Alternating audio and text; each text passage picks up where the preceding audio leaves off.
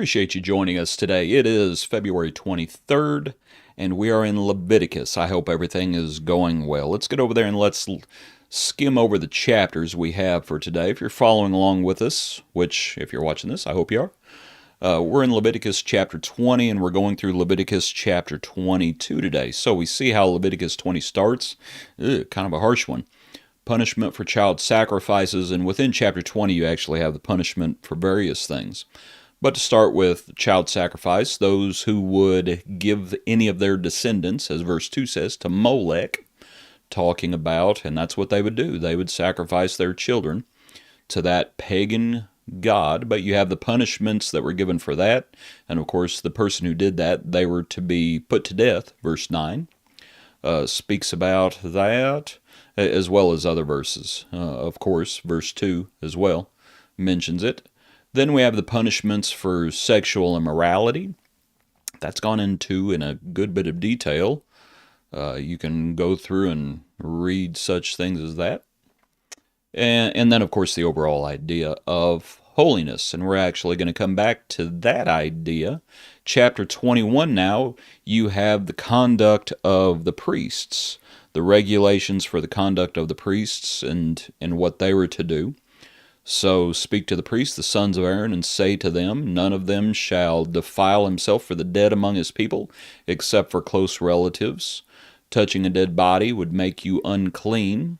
So there were allowances, but for the most part, they needed to understand that their duty needed to come first, as they were, verse 4, chief among his people. They had a role to play, and they needed to be holy. But anyway, it talks about the conduct of the priests in that chapter. And then in chapter 22, as the Lord continues to speak to Moses, and you have more regulations being given. For example, verse 8 talks about animals, if an animal dies naturally or is torn by beasts, and still talking about the priests. And then verse 17, it's talking about acceptable offerings. Okay, so to look at our passages, what points might we consider? One is this: God is holy. And we always need to keep that front and center in our mind. God is holy. To our passages, and you can tell it speaks about this throughout it, but just for example, verse 32 here, you shall not profane my holy name, but I will be hallowed among the people.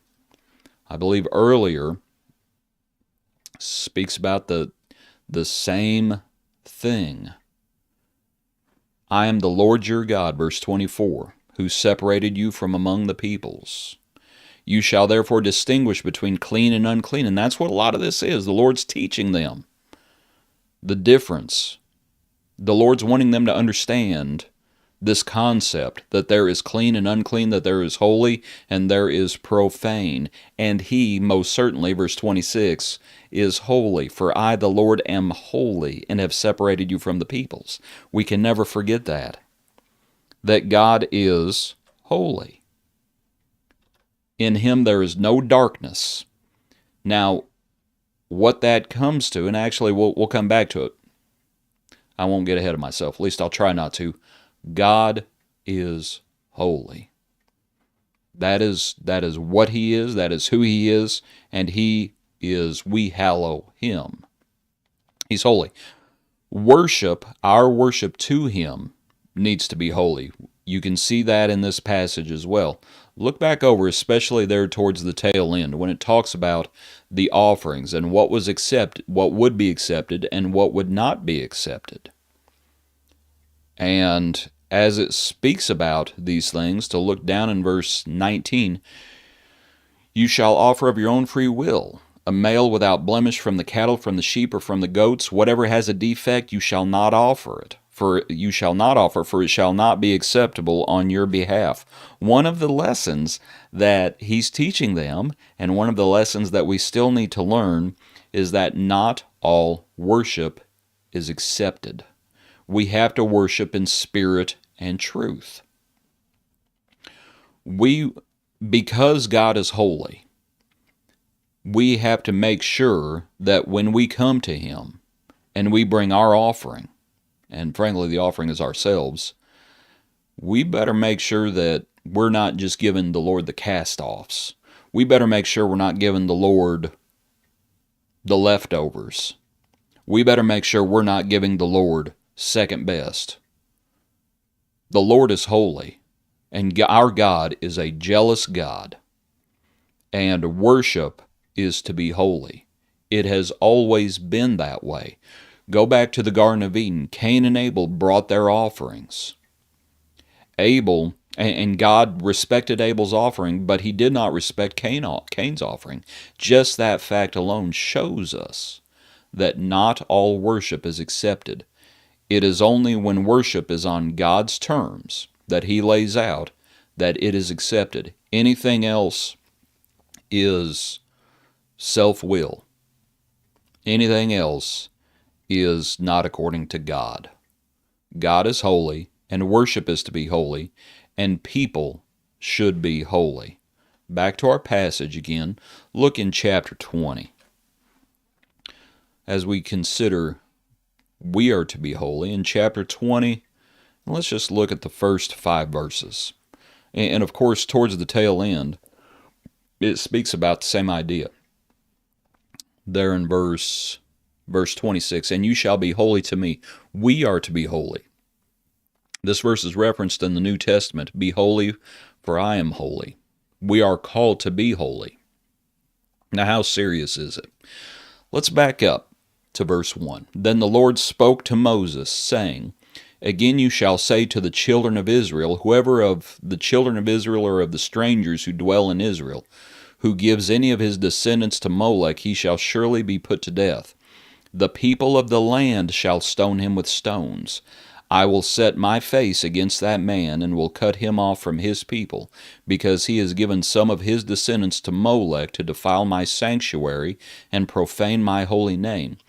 And if the people of the land should in any way hide their eyes from the man, when he gives some of his descendants to Molech, and they do not kill him, then I will set my face against that man and against his family, and I will cut him off from his people, and all who prostitute themselves with him to commit harlotry with Molech. This verse, and it's a serious verse, but this idea of the people needed to be holy, it was so serious that when someone was not holy, when someone sinned and rebelled against God and had done something worthy of being stoned, the congregation was responsible for that stoning. The congregation was responsible for that accountability, if you will. And if the people of the land in any way hid their eyes from the man, namely if they turned a blind eye and did not do anything when they knew this was going on, then the Lord says, not only am I going to cut off that first fella, but I'm going to cut off that man as well, because he turned a blind eye to it. Because he did not hold the people to the standard. Because he did not enforce the idea that God is holy and that the people should be holy. I'm going to hold him accountable. That is an important concept, and it is spoken about in the New Testament, that we have the responsibility. We have the responsibility, and it speaks about it in the Gospel of Matthew, and it's referenced, and let me get over there, and let me tell you what, let's go look at it together. It's in the Gospel of Matthew.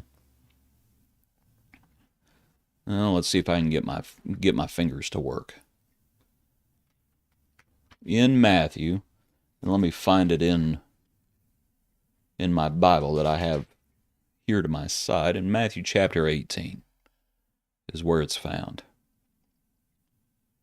If your brother sins against you, go and tell him his fault between you and him alone. If he hears you, you have gained your brother.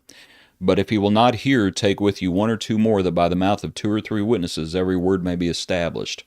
And if he refuses to hear them, tell it to the church. But if he refuses even to hear the church, let him be to you like a heathen and a tax collector. Surely I say to you, whatever you bind on earth will be bound in heaven, and whatever you loose on earth will be loosed in heaven. That verse 16, by the mouth of 2 or 3 witnesses every word may be established. That verse is a quotation from Deuteronomy chapter 17. Deuteronomy 17. And to go back, and I know we're not in Deuteronomy, and pardon me for kind of being all over the place today, but in Deuteronomy chapter 17 at verse 6, as it talks about the witnesses, and it uses this language. And here as it talks about someone who is caught in adultery, whoever is deserving of death shall be put to death on the testimony of 2 or 3 witnesses. Let me see, I have a reference in my Bible also to chapter 19 at verse 15. Now, this also speaks about the witnesses. By the mouth of 2 or 3 witnesses the matter shall be established.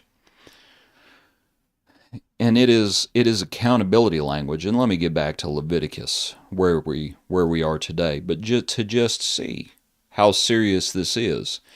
If an individual turned a blind eye towards sin, God says, I'm going to hold them accountable.